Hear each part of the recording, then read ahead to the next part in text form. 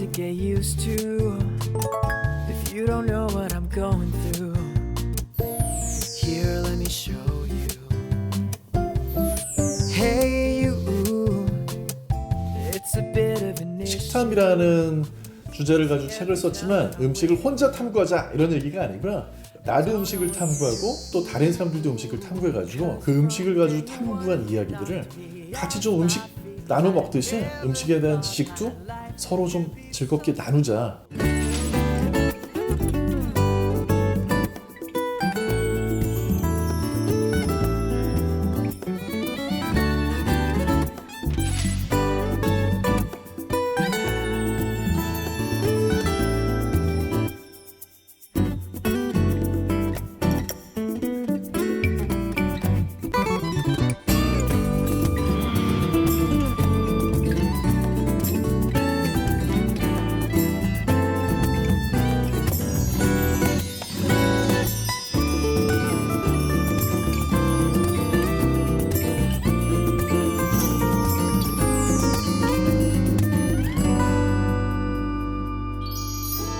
본업이 약사신데 음식에 대한 탐구를 상당히 진지하게 하셨네요. 어렸을 때부터 음식에 대해서 남보다는 좀 관심이 깊은 편이었고 먹는 걸 좋아하는 편이고 이제 우리 뭐 학교 다니고 이럴 때 내가 진짜 뭘 좋아하는지 생각해 볼 겨를이 별로 없잖아요. 그때는 약대를 뭐 갔는데 결국 좋아하는 게 스물스물 올라와가지고 그 일을 하게 된 게 아닌가. 그러니까 뭐 아무리 생각해봐도 정말 좋아하기 때문에 이렇게 하게 됐다는 것밖에는 답이 안 나오는 것 같아요. 책 제목 식탐에는 어떤 의미를 담으셨어요? 제가 사실 평소에 생각을 하는 게 영어에 이제 food for thought라는 표현이 있거든요. food for thought라는 게 이제 음식이 아니고 그 생각을 할 거리, 뭐 마음의 양식 비슷한 그런 표현이 되겠는데 음식도 사실 우리한테 생각할 거리를 굉장히 많이 던져주거든요. 그래서 그런 음식이 우리한테 던져주는 생각할 거리들에 대한 거를 제가 항상 탐구하는 편인데 그런 평소에 생각하고 너무 잘 어울리는 제목이어가지고 얼른 이거 너무 좋다. 그래서 그렇게 해서 정하게 된 제목이죠.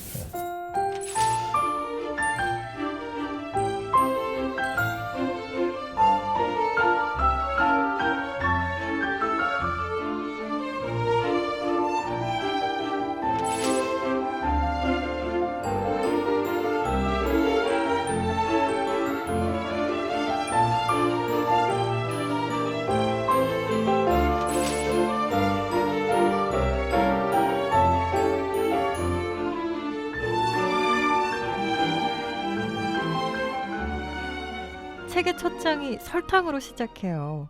설탕에 대한 논쟁은 끝이 없잖아요. 설탕에 대해서 이제 여러 가지 뭐 유해하다라는 주장도 있고 너무 이제 한식에 설탕이 남용이 되고 있다. 저도 충분히 공감은 하거든요. 그런데 이제 제가 글을 쓸 때 굉장히 아쉽다고 느낀 건 뭐냐면 우리나라에 분명히 서양 음식들이 달아요. 그건 맞거든요. 그리고 거기에 대해서 외국인들도 불평하는 경우가 있어요. 근데 또 반대로 생각을 해보면 바다 건너 한식이 넘어갔을 때, 그러니까 뭐 다른 나라 미국에서 한식을 맛보면 한식이 또 달아요. 그러니까 이제 그게 뭐냐면 익숙하지 않은 뭔가의 음식을 먹을 때는 달콤하게 해서 먹어야 그나마 좀 친해지거든요.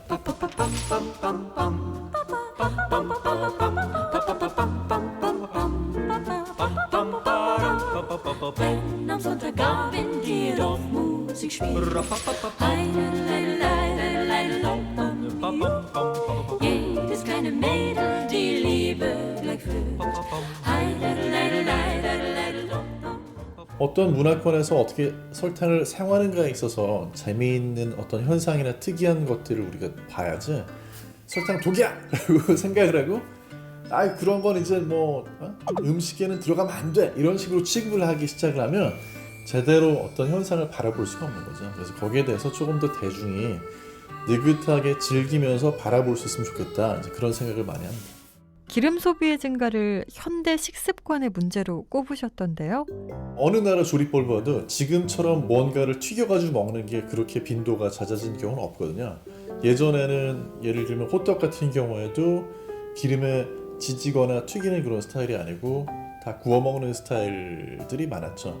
근데 지금은 이제 워낙에 그 기름 자체가 풍부하니까 굉장히 많이 먹고 있어서 문제가 될 뿐이거든요. 그래서 거기에 대해서 사실 지방은 나쁜 음식 이게 또 한때 유행이었는데 요즘은 이제 저탄고지나 이런 흐름하고 같이 맞물려 가지고 조금 더 지방이나 식용 기름 성분에 대한 게 거부감이 좀 많이 줄어들긴 한 것 같아요. 그러나 여전히 지나치게 많이 먹었을 때 이제 축적이 될 수 있는 거는 분명하거든요. 또 기름을 너무 많이 사용하는 거하고 환경 문제도 좀 맞물려 있고요. 그래서 우리가 사실 기름에 이렇게 튀긴 음식이라든지 기름을 많이 사용하는 그런 음식 같은 경우에는 좀 적당히 즐기자. 그리고 즐기는 거를 양으로 생각할 때 한 번에 조금 먹는 것만 많이 생각하시는데 그것도 중요하지만 먹는 횟수를 좀 조절하자. 그러니까 매일같이 먹을 수는 없다. 이제 이렇게 말씀을 드리죠.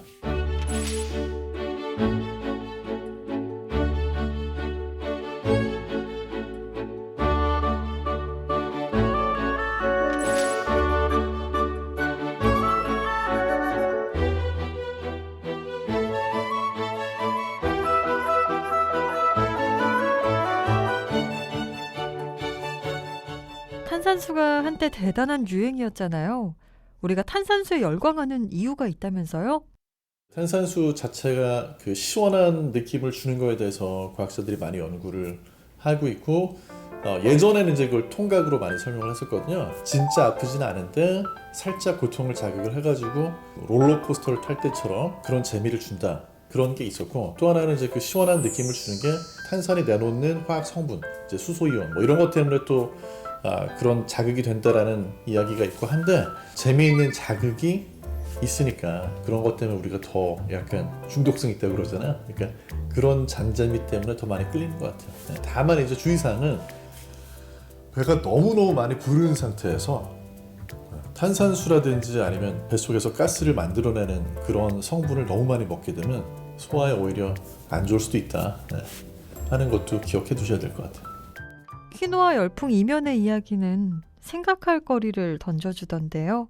실제로 이제 이 퀴노아 열풍에 대해서는 두 가지가 있었어요. 퀴노아 열풍이 확 일어가지고 건강에 이게 이제 좋다, 또 단백질 함량이 높다, 뭐 미네랄도 많이 들어있다 이런 얘기가 있었을 때 한편에서는 퀴노아가 남미에서 가난한 사람들이 이제 페루라든지 이런 남미의 나라들에서 가난한 사람들이 막 먹는 그런 곡물, 유사곡물이거든요. 정확히 얘기하면 이제 그런 식량이었는데 이게 이제 선진국에서 몸에 좋다고 너무 많이 먹어서 남미에 있는 그 농부들이 퀴노아 값이 올라가지고 잘 못 먹는다 이런 이야기가 한번 돌았어요. 근데 나중에 그걸 다시 조사해 보니까 자기들이 먹던 퀴노아를 다른 사람들도 먹는다고 그래가지고 많이 수출도 하고 그렇게 해서 수입이 늘어나니까 오히려 퀴노아를 팔아서 그 돈으로 자기들 못 먹었던 거 먹을 수 있어서 좋다라는 또 기사가 또 났더라고요. 그래서 그걸 보면서 사실 어떤 멀리에 다른 나라에서 벌어지고 있는 어떤 음식하고 관련된 현상들을 바라볼 때는 그냥 피상적으로 언론에 보도된 것만 보게 되는 경우가 진짜 많잖아요.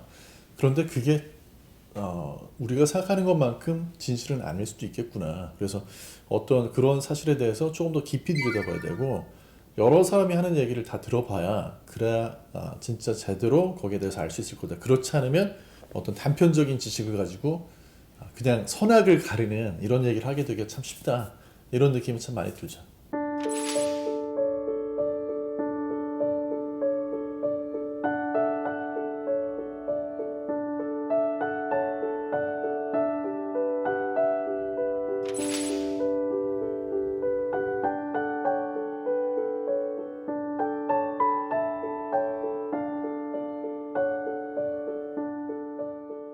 우리 사람은 건강에 있어서도 마치 옷도 그렇고 집도 그렇듯이 사치스럽게 아주 비싸게 이렇게 먹어야지 건강하게 돼 있는 게 아니고 골고루 그리고 섭취량을 적당히만 먹어주면 어떤 음식을 먹어도 사실 건강을 유지하면서 즐겁게 살 수가 있다 라는 게 이제 이 책에 녹여내려고 했던 주제고요. 그렇기 때문에 우리가 생각해야 되는 거는 사실 이 음식의 어떤 부분이 우리한테 정말 진정한 생각할 거리를 주는지 그 음식의 이면에 있는 재미있는 어떤 역사 문화적인 요소 또 과학적인 요소 이런 걸 좀 우리가 생각해보고 거기에 대해서 이야기를 나누면서 좀 즐겨보자. 그렇게 해서 음식을 바라봤을 때 건강은 기본적으로 지킬 수 있는 거고 거기에 대해서 훨씬 더 풍성한 즐거움을 얻을 수가 있다. 그렇게 생각합니다.